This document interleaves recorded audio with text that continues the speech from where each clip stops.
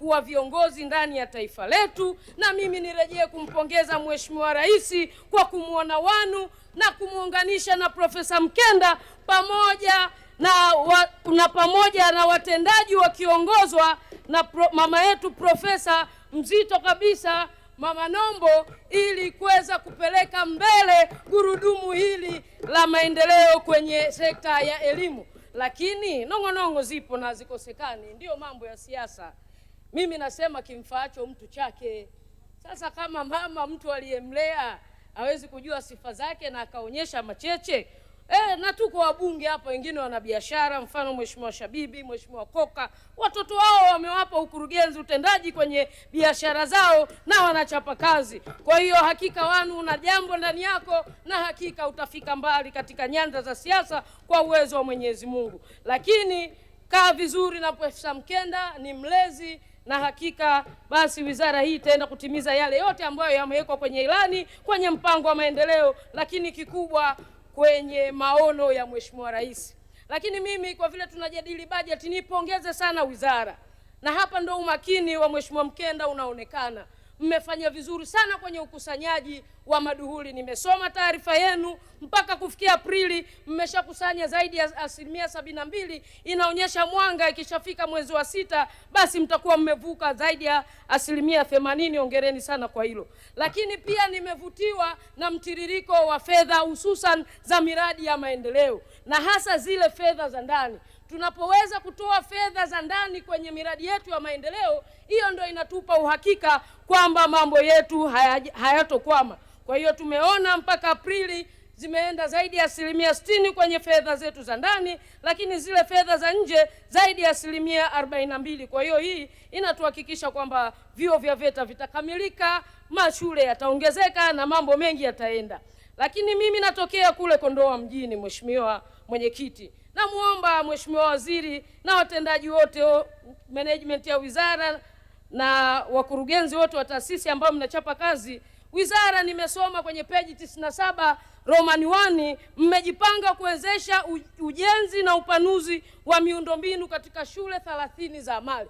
Kule Kondoa mjini tunashukuru tumepata shule ya amali pale kwenye kata ya Kingale, mlituletea milioni 544, na kwa ufanisi mzuri wa mkurugenzi mtendaji Bwana Mwajaliwa, lakini kwa usimamizi wa baraza la madiwani ukiongozwa na mwenyekiti wangu Mama Zainab Harubu, fedha zile zimetendewa haki, majengo yamekamilika, watoto wanasoma. Kwa hiyo naomba katika fedha zilizotengwa mwaka huu basi mkumbuke Kondoa mjini, kwa sababu bado wanafunzi wale hawapati mafunzo kwa vitendo. Kwa hiyo naomba kwa kweli Profesa Mkenda, ili nitakusumbua sana, ili sasa ufanisi kamilifu ukaonekane kwenye ile shule ya Amal. Lakini Mheshimiwa Mwenyekiti, pia peji ya 97 Roman 4 nimeona kwamba wizara imepanga kukarabati karakana na majengo katika vyuo vya maendeleo ya wananchi. Sisi kati ya halmashauri za mwanzo kabisa kupata vyuo hivi ni pale Kondoa mjini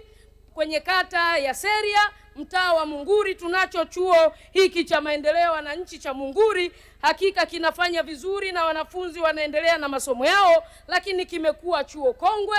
Na pia tuna changamoto kutoka mjini kuelekea kule kata ya Seria, tunalo daraja ambalo limekatika zaidi ya miaka 15, na hii kesi anaijua Mheshimiwa Ulega, tumeshawasiliana sana.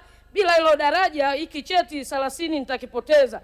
Kwa hiyo mnaweza kuona umuhimu wa kutuletea fedha ili tuweze kurekebisha majengo yale. Lakini kama tutapata tawi la pale mjini, ili kitokea changamoto za mvua nyingi, basi tuone namna gani watoto wale wanaendelea, wanafunzi wale wanaendelea kupata masomo yao bila ya kuyakatisha. Lakini Mheshimiwa Mwenyekiti, tumeona ufaulu unaenda vizuri sana kwenye shule za mabweni.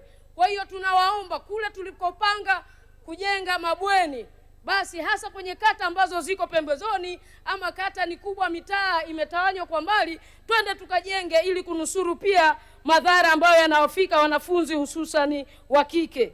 Lakini pia hizi shule zetu za day ama shule za kutwa tumeona kidogo ufaulu wake sio mzuri.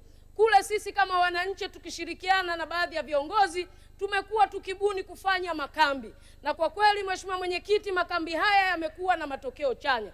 Kwa hiyo muda umefika sasa, kwa sababu mmejikita kuhakikisha tunapata elimu bora. Hebu serikali kaeni chini, na bajeti najua haitoshi, tuone namna gani mtaunga nguvu za sisi viongozi wenzenu, kwa maana wawakilishi wa wananchi, lakini na wananchi kutuwezesha kuweza kufadhili makambi haya, ili basi ile adhma ya watoto wetu kufaulu na elimu yetu kupanda ubora iweze kukamilika.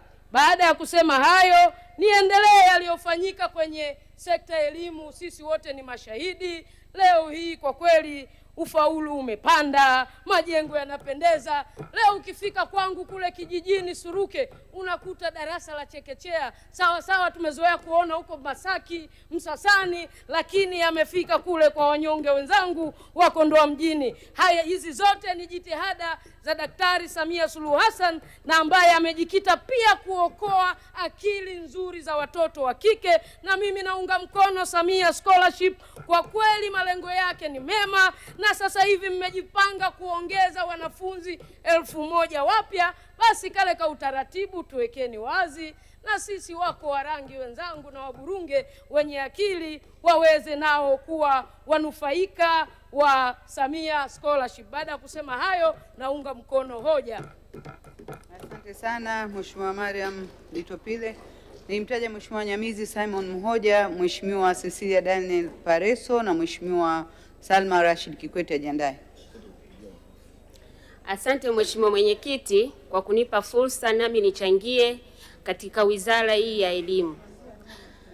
Mheshimiwa Mwenyekiti, kwanza nimshukuru Mwenyezi Mungu kwa kutufikisha mahala hapa tukiwa wazima, tukiwa na afya njema, mimi na wabunge wote ambao tuko mahala hapa.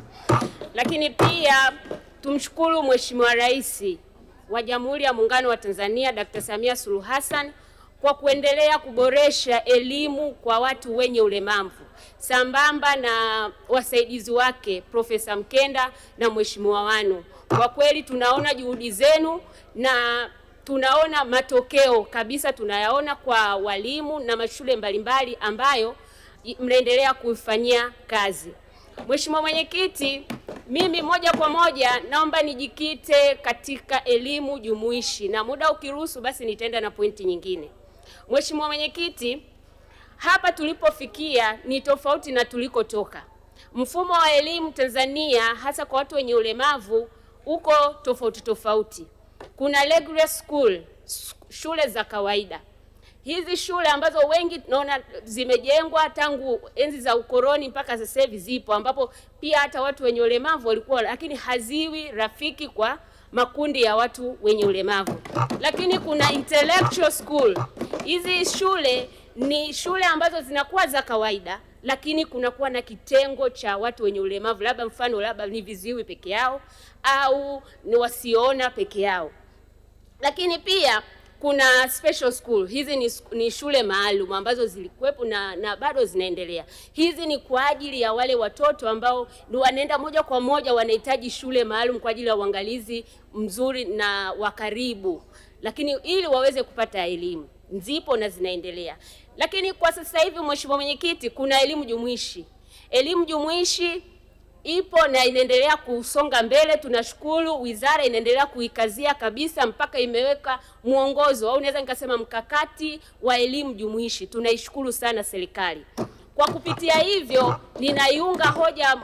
naunga mkono hoja hii, bajeti ikiwezekana waongezewe kutokana na kuboresha elimu jumuishi. Ukiangalia goals as sustainable development goal namba 4 imeeleza maana elimu bora, na yenyewe imesisitiza elimu jumuishi. Lakini hata ukija kwenye mkataba wa kimataifa kifungu namba 24 kimeeleza elimu bora kwa watu wenye, lakini ni elimu jumuishi. Hata kwenye sheria ya watu wenye ulemavu ya namba 9/2010 kifungu cha 27, 28 mpaka 29 kinaeleza elimu jumuishi, na yenyewe imeenda mbali sana na kusema kwamba elimu maalum ni mpito tu kuelekea elimu jumuishi. Faida yake Mwenyekiti, elimu jumuishi inapanua wigo wa watoto wenye ulemavu kupata elimu.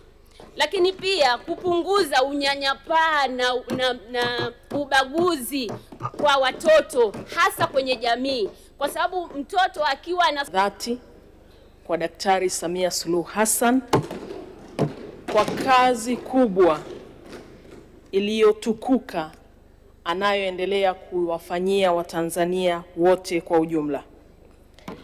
Na Daktari Samia Suluhu Hassan kwa kazi anayoifanya, historia itamkumbuka, historia itamwandika, na jina lake litaandikwa kwa wino wa dhahabu. Tunamtia moyo Mheshimiwa Rais wetu, songa mbele. Watanzania wanakuamini, Watanzania wanakuhitaji, na Watanzania wanakutegemea. Nichukue fursa hii pia kutoa pongezi kwa waziri wetu wa elimu pamoja na naibu waziri na watendaji wote wa wizara hii kwa kufanya kazi na kuhakikisha maono na matarajio ya Daktari Samia Suluhu Hassan kwenye sekta ya elimu yanafikiwa. Hongereni sana. Mheshimiwa Mwenyekiti, kwa kutambua umuhimu wa utoaji wa elimu iliyo bora katika nchi hii, ninapenda kueleza mambo machache kwa yaliyofanywa na Daktari Samia Suluhu Hassan katika sekta ya elimu. Katika uongozi wake alipoingia madarakani, na kwa kuwa huko nyuma kulikuwa kuna mahitaji makubwa ya kuboresha sera ya elimu. Mheshimiwa Mwenyekiti, mimi nimekaa bungeni hapa muda kidogo. Tulikuwa tunasema na kuongea na wadau wamesema kwamba sera yetu ya elimu inahitaji kufanyiwa maboresho. Lakini alipoingia madarakani Daktari Samia Suluhu Hassan akalibeba jambo hili kwa uzito bila kujali gharama, akahakikisha sera ya elimu inafanyiwa maboresho. Na maboresho haya ambayo yamefanyiwa au yamefanyika yamelenga kutoa elimu si tu ya taaluma, lakini elimu yenye ujuzi, ili kuhakikisha watoto wetu au wanafunzi wetu wanaingia kwenye soko la ajira, wanakabiliana na mabadiliko ya kiuchumi, ya kisayansi, ya kiteknolojia, na kwa hakika waweze kukubalika na kuingia kwenye jamii ambayo au dunia ambayo inakimbia kwa kasi. Hii ni kazi kubwa aliyoifanya Daktari Samia Suluhu Hassan ya maboresho ya sera yetu ya elimu. Lakini jambo lingine lilofanywa ni maboresho ya mitaala. Huko nyuma pia kulikuwa kuna uhitaji mkubwa kutoka kwa wadau kwamba mitaala yetu haiendani na ukuaji wa kasi ya kiteknolojia na uhitaji wa masuala yote ya kidunia kwa ujumla. Daktari Samia Suluhu Hassan alipoingia madarakani alilibeba jambo hili, na mitaala yetu leo kuanzia elimu ya msingi, elimu ya awali, sekondari imefanyiwa maboresho na inaendana na mahitaji yote ambayo dunia ya sasa inahitaji. Haya ni yamefanywa na Daktari Samia Suluhu Hassan. Lakini kingine, Mheshimiwa Mwenyekiti, sote tu mashahidi, huko nyuma wanafunzi wa kike waliopata mimba hawakuruhusiwa kuendelea na masomo.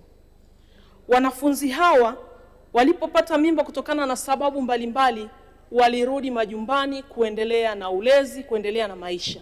Ndoto zao zilikatishwa. Ndoto yao ya kuwa viongozi baadaye, kuwa labda wanasheria, kuwa waalimu, kuwa madaktari zilififia kwa sababu walipata ujauzito na kurudi majumbani. Lakini pia jamii na wakati mwingine hata sisi wazazi tumekuwa na mitazamo mbalimbali na hisia mbalimbali kwamba hawa watoto wakipata mimba wakirudi shuleni hali itakuwaje. Lakini Daktari Samia Suluhu Hassan alipoingia madarakani, kwa kutambua kwamba kila mtoto ana haki ya kupata elimu na kusiwe na kikwazo chochote, akaruhusu wanafunzi waliopata mimba kurudi mashuleni. Mheshimiwa Mwenyekiti, kwa mujibu wa takwimu za BEST, yani Basic Education Statistic ya Tanzania za mwaka 2020, zilionyesha tuna wanafunzi takriban 4,000 wa kike walikatisha masomo kutokana na ujauzito. na sababu ambazo zilisababisha, kwanza, ndoa za utotoni, ubakaji, ukatili wa kingono, umaskini, lakini wakati mwingine ukosefu wa elimu ya afya ya uzazi.